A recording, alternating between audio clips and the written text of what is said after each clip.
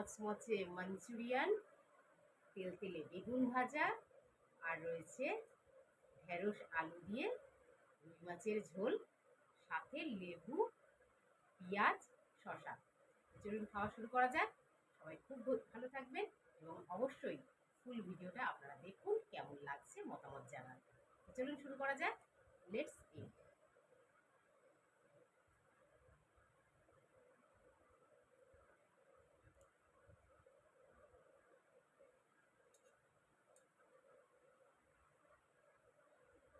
সবার প্রথমে বন্ধুরা নিম বেগুন দিয়ে শুরু করা যাক।